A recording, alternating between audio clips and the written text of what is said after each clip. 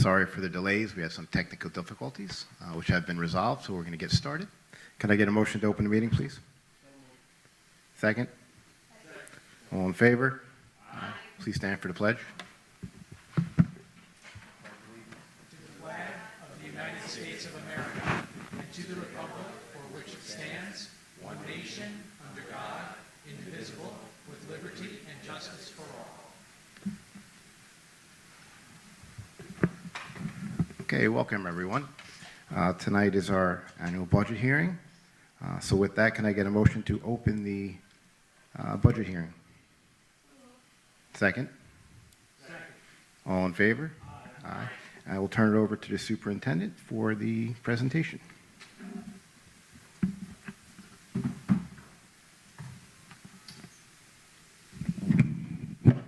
Thank you, and good evening, everyone. Thank you for being here for our annual public hearing on the proposed budget for 2025-2026. Joining me at the podium is our Assistant Superintendent for Finance and Operations, Alyssa Murray, and we'll go through the presentation together.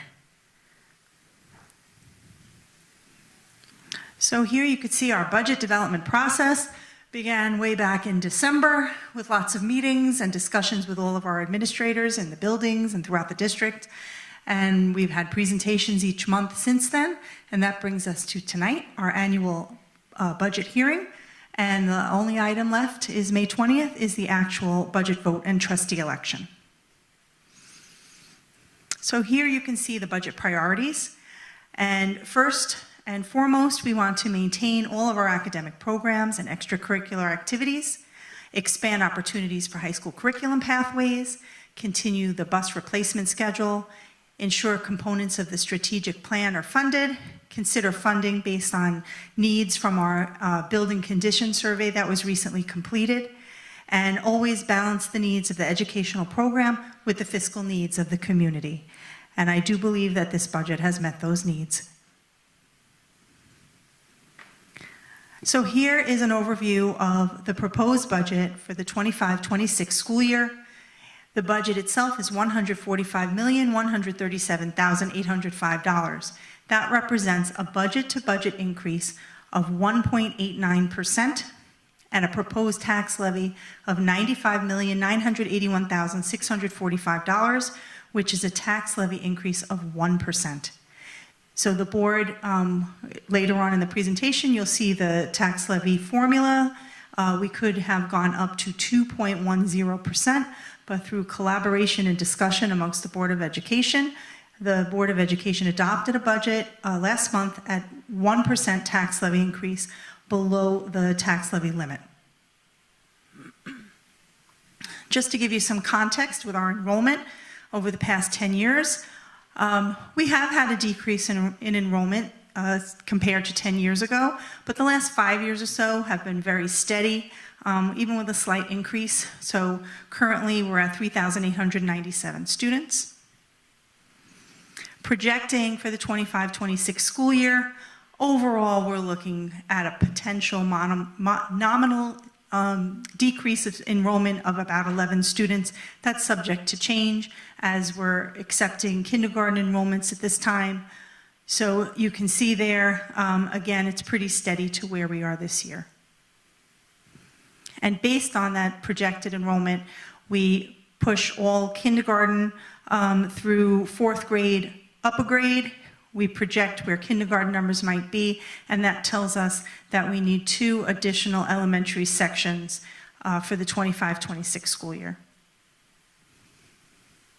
So some of the highlights that are included in the 25-26 budget, all programs are currently maintained. So some of the additions are, we're looking to move forward with a new phonics program, Foundations, for kindergarten through 2nd grade, a grammar program for grades 3 through 5, and some E&L support materials across the district. For special education, we have a need for 3 additional special class, 1 at the elementary level, 1 at middle school, and 1 at the high school. We're looking to add some occupational therapist assistants, an additional physical therapist, and a bilingual psychologist to support the additional elementary students. Those occupational therapist assistants, physical therapists, and psychologists. We currently use a vendor service to contract for those individuals. We're looking for a budget-neutral add to hire our own people and reduce the vendor contracts. Looking at athletics, here are some of the highlights of requests from our athletic director, which amounted in a neutral budget compared to the current school year. Looking at transportation, we actually have a decreased budget. We had purchased lifts in the current budget and last year's budget, and so we didn't need an additional lift, so that money came out of the budget, resulting in a decrease. Looking at facilities, we're very fortunate that we have a talented buildings and grounds facilities crew that are tradesmen, and they can do a lot of the work in-house.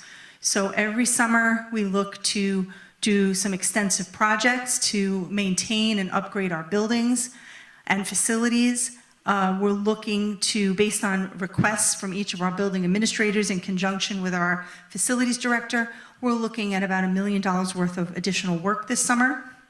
And then in safety and security, we've done a wonderful job over the past several years, increasing the safety and security across the district, doing a lot of enhancements, and we're continuing with those enhancements.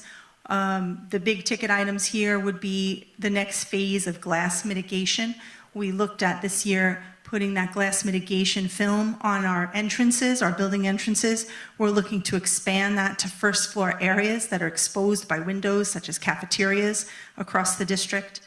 Another item that we're looking to add is additional coverage, especially at the elementary school where there's no coverage after school and evenings, and there's a lot of events that happen where we have students and their families. So we're looking to be able to contract with our current security vendor or with the Putnam County Sheriff's Office for additional support from SROs and SPOs.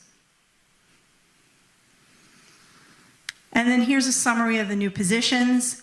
We're looking at a 7.7 full-time equivalent positions. So you could see the 3 special education teachers I mentioned, the 2 elementary teachers I mentioned. We're looking for another E&L teacher, a part-time physical education teacher to support some of our special ed students who need adaptive physical education, and a full-time groundskeeper to help support our facilities. And then these are the positions that we'd be hiring, and they'd be budget neutral because we would be reducing vendor costs. So the occupational therapists, physical therapists, psychologists, and 4 network technicians that we currently contract through Lyric, which is Down County, Westchester County BOCES. And now we're going to talk numbers with Alyssa Murray. Thank you, Ms. Tona. So here we have the proposed expenditures by category. As we always do in the budget process, we start with salaries and benefits as it's the biggest part of the budget, about 75%. So we have to follow all of the collective bargaining agreements, and then also make sure on top of that we have all their health insurance, any other taxes they pay, welfare benefits, all of those things have to be considered. So that's the first step. Then as you can see, we have BOCES, which includes our CTEC program, any other shared services we receive from Putnam, Northern Westchester BOCES, along with other BOCES that we cross-contract with if P&W BOCES does not have the services we need. Then we have contractual services that include legal, any type of our accounting work that we do, and things of that nature. So this is pretty much a similar breakdown year to year, definitely with salaries and benefits driving that. So here are the actual numbers based on that pie chart. Like I said, you'll see salaries increase. Just another couple of things to point out. Supplies, you'll see that increase. That's really driven by any type of facilities work that we do, along with the labor or any contracted work, we need the supplies. And just to kind of echo off of Ms. Tona, a lot of the budget process was making sure we right-size the budget, meaning that even though we increased it 1.89%, and we still added a lot of things that was requested by the buildings, we did look at other lines to see where we can take away, just in terms of historical spending and making sure that we're accurately spending. Here's the budget, same budget broken down in 3 parts. So you have administrative, program, and capital. The big takeaway here is that program is the majority of our budget. So that includes all of instructional salaries, benefits, materials, supplies, extracurriculars, anything that has to do with instruction is in that part of the budget. So usually you want to have more than 75% of your budget, and we have almost over 80%. So it's really a good breakdown of all of that. So to equal the expenditures that we just looked at, we have to have revenues that match. So the property tax levy is the biggest part of our budget, 66.13%. Then we have state aid. Other receipts include the tuitioning of our students from the Falls Academy and the High School Academy, interest income, and appropriated fund balance is where we have to plug the budget each year. So what appropriated fund balance is it's essentially our savings from the current budget, so the 24-25 budget. Anything excess that we have will go towards the next budget. So you don't really want to rely heavily on appropriated fund balance because you don't know what's going to happen the year before. But that's how you equal the budget out. So here's the breakdown, similar to the slide before. So just to point out where you see the state aid, that's a preliminary number, and we'll get more into that in another slide.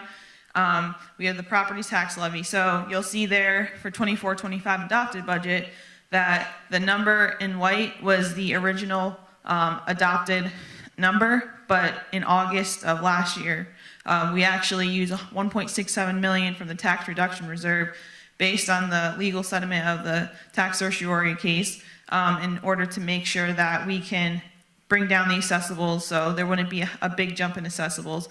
So we were able to do that last year. So here's a breakdown of our state aid preliminary. As I said, we still do not have a final budget from the state yet. So until we get that, we still have to continue to solicit what we have now. So one of the big key drivers is foundation aid. So we got 6.99%, which is a great increase. We have neighboring districts that get way less than that. So that's very good. And all these formulas are specific to Mahopac.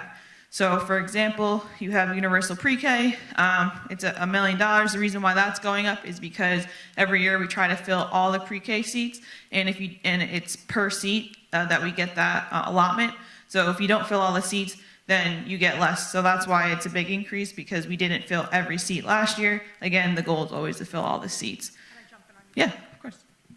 I'll just jump in on UPK quickly because this is our first year of UPK, and we had vendors from the community that responded to a request for proposal, an RFP last year, and we were very grateful that they were able to take on the free universal pre-K program at a reduced per student rate that only the state allows, $5,400 per student. And so that money comes out of that UPK line, universal pre-K.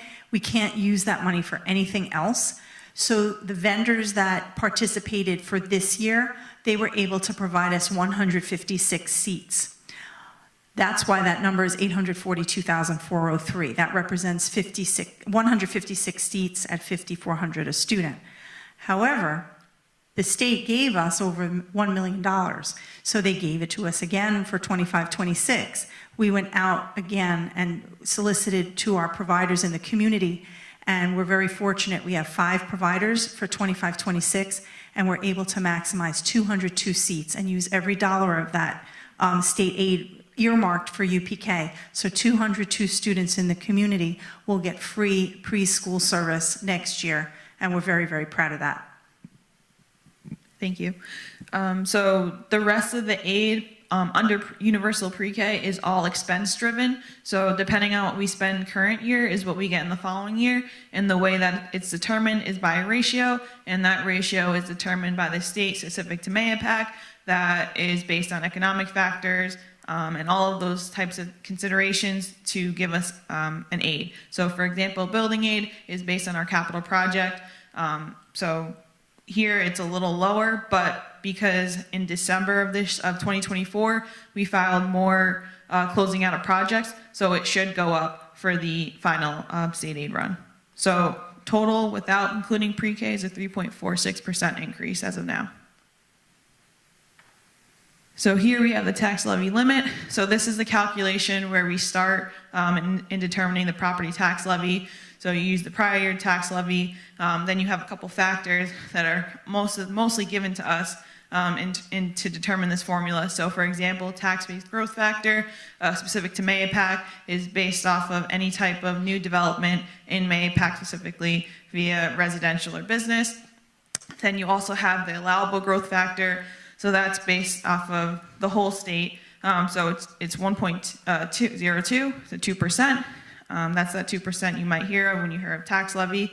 And then one factor that is, again, specific to MAPAC is how much we can use in exemptions towards debt service. So debt service is from all of our capital projects and our bus replacement schedule, we can put that towards our tax levy limit. So like Ms. Tona said earlier, it's a 2.10% increase. So that's the maximum that we can tax the community without going over for a supermajority budget. So again, based on what we've talked about so far, we have a budget-to-budget increase of 1.89%, and as I said before, we started this budget season with a 2.15%, so we did a lot of work into getting to 1.89% to balance the needs of the community and our school district. And then we also started with a tax levy increase of 1.95%, but again, after much collaboration with the board, it was decided to go to 1%. So here's a history of our tax levy. Again, you'll see 1% has been the actual tax levy amount is the lowest on this chart. So, we're really listening to the board and the community and making sure we can still get everything we need, but also keep in mind the community. And then also when you look at CPI, Consumer Price Index, it's at 2.95%, and across the board, we're usually lower than CPI. Here's the visual of that last chart. Again, the biggest takeaway is that the actual tax levy limit in the past few years has been considerably lower than CPI and lower than the allowable tax levy limit. Here's a chart of a comparison of PNW region districts. So the biggest takeaway here is that MAPAC has the second lowest tax levy increase and the third lowest budget-to-budget increase out of 18 component districts within the PNW Westchester region. So as you can see, the snapshot here is of 5 districts, including ours circled, and these are also districts that have similar wealth profile. So across the board, we're very low. And again, we're still able to provide everything we need for the students. So please, you keep that as a big takeaway, that second lowest tax levy, third lowest budget. So when you actually look at what you'll be receiving in taxes, based on an average assessed value of a $500,000 property, the annual change in Town of Carmel and Town of Putnam Valley would be $95.05 with a monthly change of $7.92. So here we have our restricted reserve fund summary.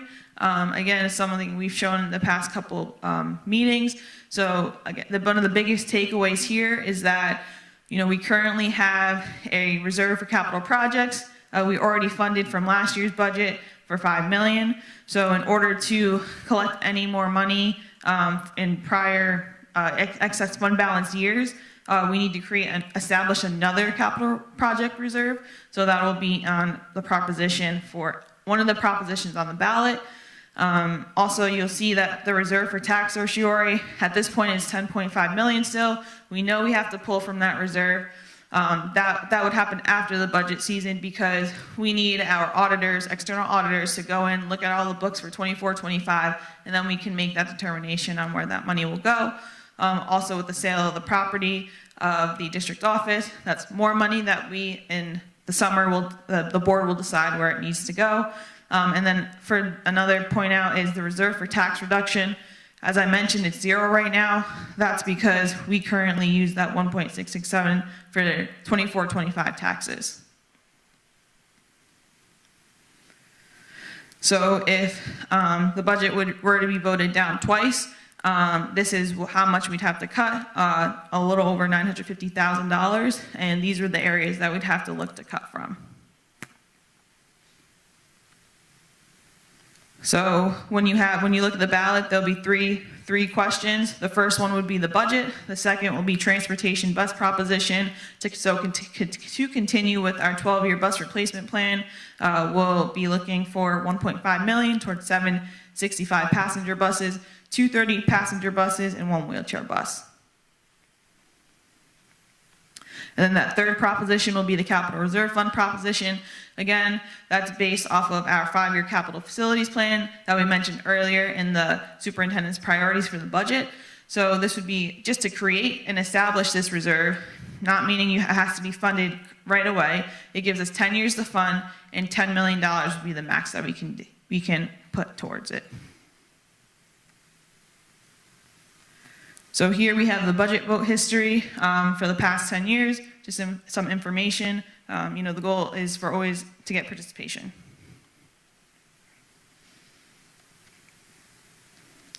Here's some information about early voting and absentee ballots. Again, you can also find this information on our district clerk, Melody LaRocca's page on the website. Here we have the Board of Education trustee election. Here will be the names on the ballot in the order you see here for the 3 vacancies. And please vote. And we also have a budget video we'd like to show.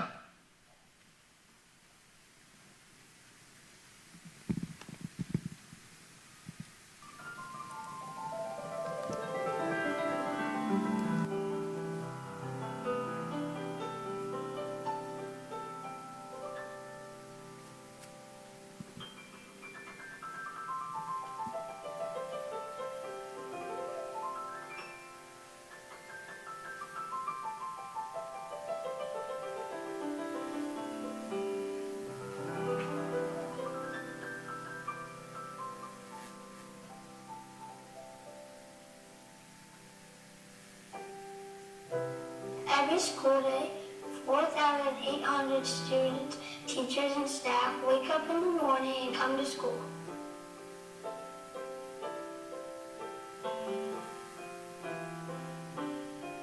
Around 100 Mahopac school buses travel over 1 million miles each school year to and from our homes to school field trips and more. We arrive at school each morning where over 890 teachers and staff are waiting to be there for us. Our school SROs watch over us, and we learn to read, write, and use numbers, and so much more. We read in our libraries.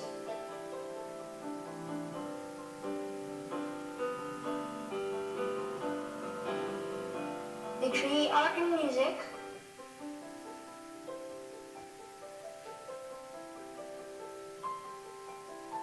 We learn how to play together and do STEAM activities that help us learn how to think in all sorts of creative ways. The school budget supports all of these things.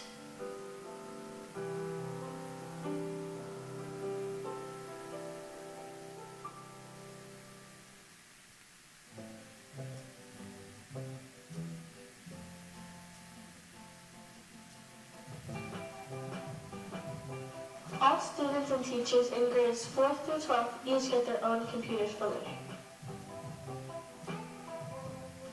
Our technology team maintains thousands of devices and supports the entire school district's technology needs. They make repairs and support all of our teaching tools and programs.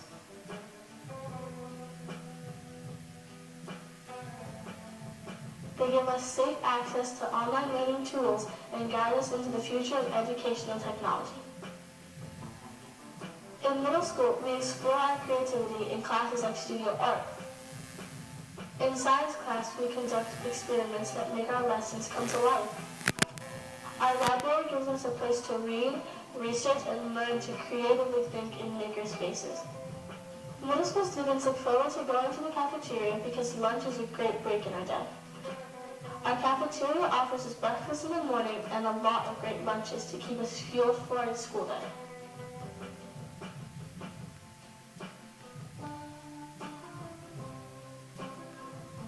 The school budget supports all of these things. We are lucky at Mahopac High School because we have a wide range of opportunities for students both in and outside the classroom. Besides our core classes of English, math, social studies, science, and world languages, we have the ability to explore interests and programs that we might want to pursue after graduation.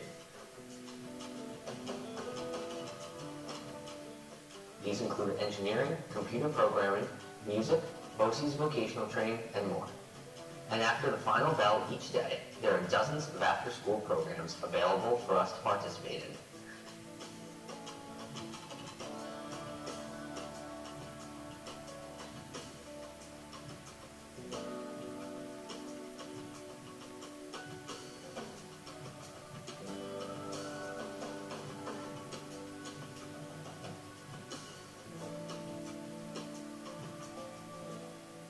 Athletics are a big part of our school life, with 24 sports to choose from that help us stay active and learn teamwork.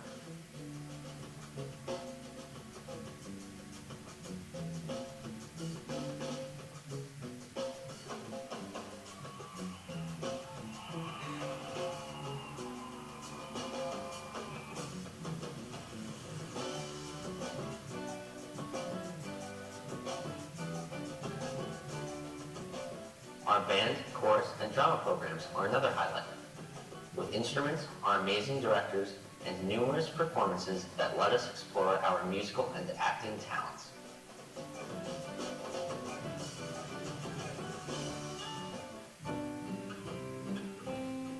When graduation arrives, it's time for us to celebrate our achievements and mark the beginning of our next chapter.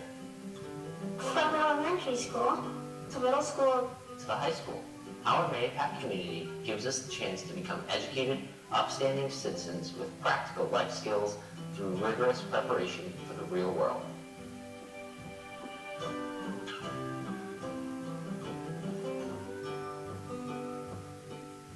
The school budget supports all of these things.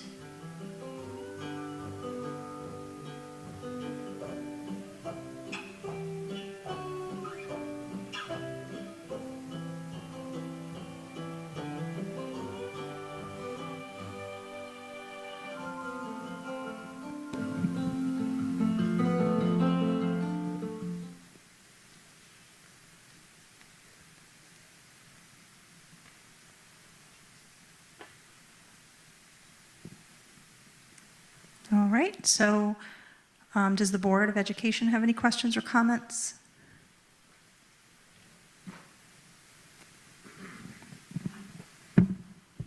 Anyone?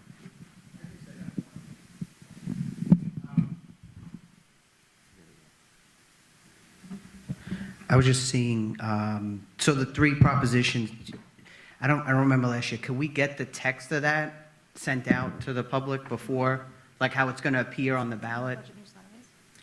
Yeah. It's in the budget newsletter that will arrive in homes within the week.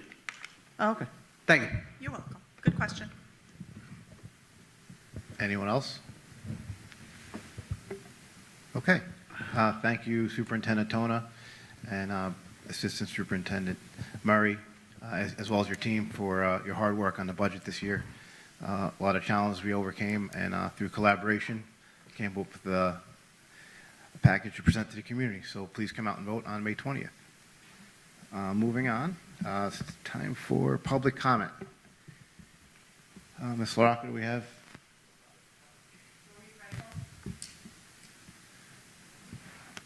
Marie, come on down.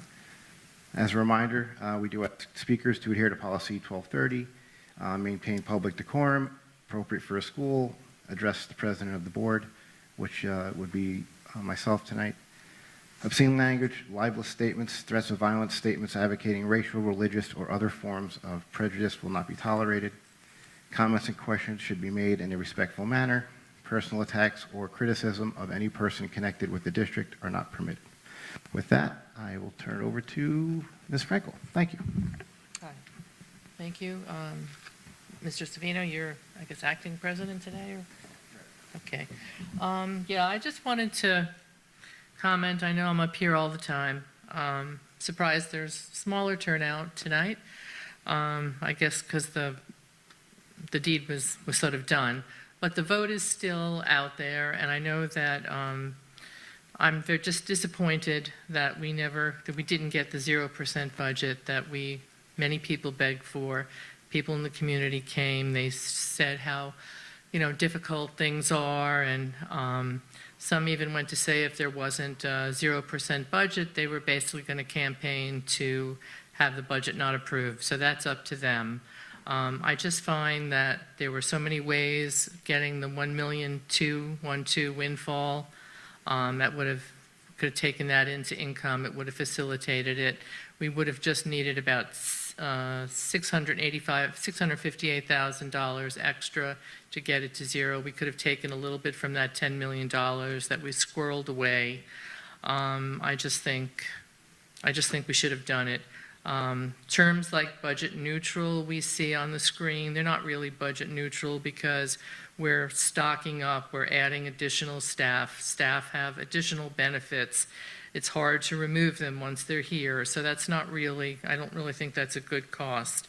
I think we've done a change of accounting. We've taken $400,000 that's in an expense. I know this may sound technical, but it used to be an expense on the budget, and now we're charging it against a reserve. So I'm not sure if that has to be approved by the auditors or what, but it's a switch of $400,000 out, and it's going to a reserve. And when that reserve is finished, how are we going to fill it up again?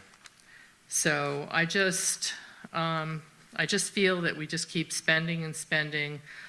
Basic skills are lacking. We're spending $275,000 to suddenly teach phonics. Well, what have we been teaching our children for the last how many years? I don't understand. So I see we've got coaches for the teachers. So the teachers don't teach and they need their own coaches. I mean, where are we? We've lost our way. And I don't think that this budget is true about what we could really spend, and that's my personal opinion. I know I've been told that I'm on another planet by some board members, but I honestly believe that that is the case. And I'm not going to vote for this budget, and it's up to you to decide what you're going to do. Okay? Thank you, Ms. Franklin. Melody, is there anyone else? Do not.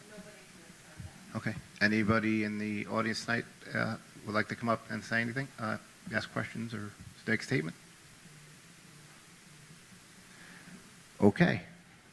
So with that, thank you all for coming. Thank you all for tuning in. I do have one quick announcement from our district clerk. Monday, May 12th, at the Stacks High School Library from 9 to 1, the district clerk, Melody LaRocca, will be there to sign up eligible students to vote if they so wish. And then on Tuesday, May 13th, she will be at the district office until 7 p.m. That is the deadline to register to vote in this year's election. If you have any questions regarding your voter status for the election, please reach out to Ms. LaRocca and get yourself situated.